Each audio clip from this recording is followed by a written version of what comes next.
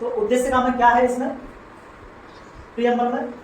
तो इसमें जो संविधान निर्माता थे, उन्होंने संविधान हमारा बनाया था, वो लोग क्या सोचते थे हमारे संविधान को लेकर के कि हमारा संविधान कैसा होना चाहिए, हमारे देश में लोग कैसे रहेंगे, कैसे नहीं रहेंगे, उसकी पूरी की पूरी झलक हमें कहाँ पर दिखाई देती है? इस प्रियम्बल में दिखाई देती है, यानी कि संविधान में इस उद्देश्य का हमें दिखाई देती है। ठीक है, अमेरिका के संविधान को आप लोग देखेंगे तो वहाँ पे लिखा है we the people of United States of America. India के संविधान को उठा के देखेंगे तो वहाँ पे लिखा हुआ है we the people of India, है ना, ऐसे लिखा है we the people of India, है ना। तो ये अमेरिका के संविधान से क्या है? प्रभावित है, वहीं से ली गई है। इसको बहुत ज़्यादा डिटेल में तो नहीं पढ़ेंगे क्योंकि अपन को कोई यूपीएससी का एग्जाम देना है, यहाँ से क्वेश्चन आएंगे, ठीक है, पर आप लोगों को एक समझा देते हैं कि इसका मतलब है क्या।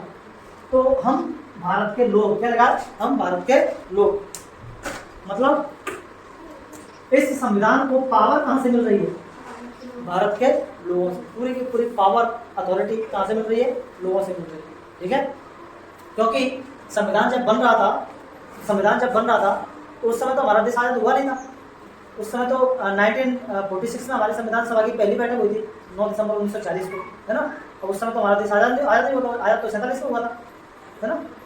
तो उस समय क्वेश्चन ये था कि हम क्या लिखें इसमें, किसको रिप्रेजेंट करता है ये संविधान, किसके बारे में बताता है ये संविधान? अंग्रेजों के बारे में बताता है या इंडिया के बारे में बताता है? तो फिर यहाँ पे लिखा गया क्या, यहाँ पर क्या लिखा गया? We the people of India.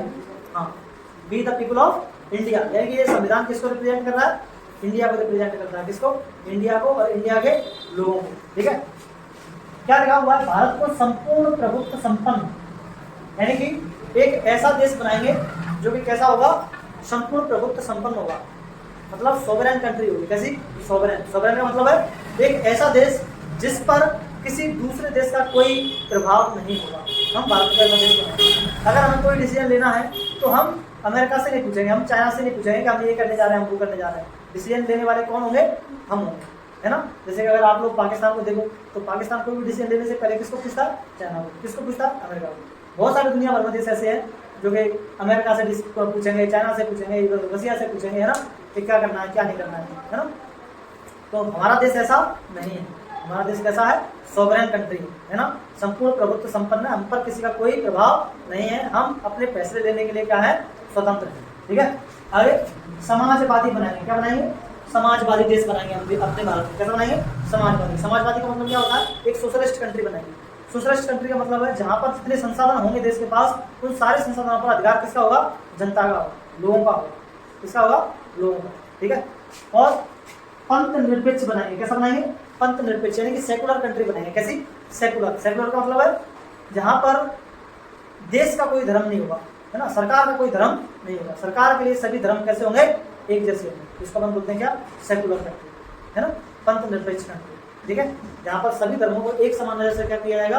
देखा जाएगा। उसके बाद हम लोकतंत्रात्मक बनाएंगे। कैसा बनाएंगे? लोकतंत्रात्मक गणराज्य बनाएंगे। ठीक है, डेमोक्रेटिक कंट्री बनाएंगे। कैसी?